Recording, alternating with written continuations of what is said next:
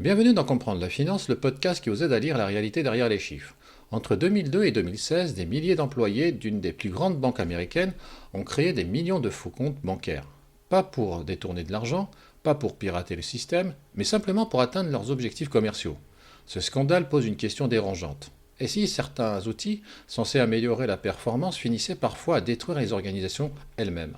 Le cas Fargo quand les objectifs deviennent toxiques. Le contexte. Pendant des années, Wells Fargo était considéré comme l'une des banques les plus performantes des États-Unis. Sa stratégie reposait fortement sur un indicateur devenu central, le nombre de produits vendus par client. L'objectif interne était simple, 8 is great. Autrement dit, chaque client devait posséder plusieurs produits, comptes, cartes, assurances, crédits, services financiers. Ce qui change dans le pilotage, au départ le raisonnement paraît logique. Plus un client possède de produits, plus il est fidèle, plus il rapporte, plus la banque devient rentable. Donc toute l'organisation commence progressivement à être pilotée autour de cet indicateur.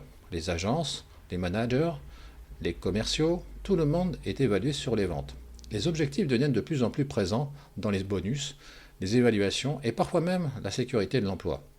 Le problème, progressivement, la pression commerciale devient extrême. Certains salariés racontent devoir atteindre des objectifs jugés irréalistes. Et peu à peu, des dérives apparaissent. Ouverture de comptes sans autorisation, création de cartes bancaires fictives, manipulation de données clients. Pourquoi? Parce qu'une partie du système avait fini par accorder davantage d'importance aux indicateurs de vente qu'à la qualité réelle de la relation client. Le paradoxe, sur le tableau de bord, les chiffres semblaient excellents. Mais en réalité, la confiance des clients se dégradait, les pratiques internes devenaient fragiles, la culture managériale se détériorait, les KPI progressaient, mais la qualité réelle du modèle s'affaiblissait. Au final, des millions de comptes non autorisés seront révélés, et la banque paiera des milliards de dollars d'amendes et de pénalités. Ce scandale montre une réalité fondamentale. Les indicateurs ne sont jamais neutres. Ils ne se contentent pas de mesurer les organisations, ils transforment les comportements. Et parfois, les systèmes censés améliorer la performance finissent par produire l'inverse. Ce mécanisme est connu en économie sous le nom d'effet Cobra. Pendant la colonisation britannique en Inde, les autorités avaient mis en place une prime pour chaque cobra tué à Delhi. Mais rapidement, certaines personnes ont commencé à élever des cobras pour toucher davantage de récompenses. Résultat, le système a fini par aggraver exactement le problème qu'il devait résoudre. Les 4 mécanismes invisibles. Le premier, un indicateur simplifie toujours la réalité. Un KPI est une représentation simplifiée. Par définition, il ne mesure qu'une partie du réel. Par exemple, le nombre de ventes ne mesure pas forcément la satisfaction client, la qualité du conseil ou la durabilité de la relation. Plus un système est complexe, plus un indicateur unique peut devenir dangereux. Le deuxième, quand une mesure devient objective, elle se déforme. C'est ce qu'on appelle souvent la loi Goddard. L'idée est simple, quand une mesure devient objective, elle cesse d'être une bonne mesure. Pourquoi? Parce que les acteurs apprennent progressivement à optimiser le chiffre lui-même, et non forcément la réalité qu'il était censé représenter. Le troisième, les bonus transforment les comportements. Les systèmes d'incitation sont extrêmement puissants. Quand la rémunération, les promotions ou la reconnaissance dépendent fortement d'un KPI, les comportements changent immédiatement. Très souvent, les scandales organisationnels ne viennent pas uniquement de personnes malhonnêtes, mais aussi de systèmes qui encouragent progressivement certains comportements dysfonctionnels. Le quatrième, les tableaux de bord peuvent créer une illusion de contrôle.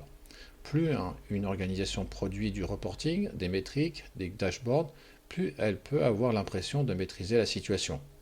Mais parfois, les indicateurs masquent justement les vrais problèmes.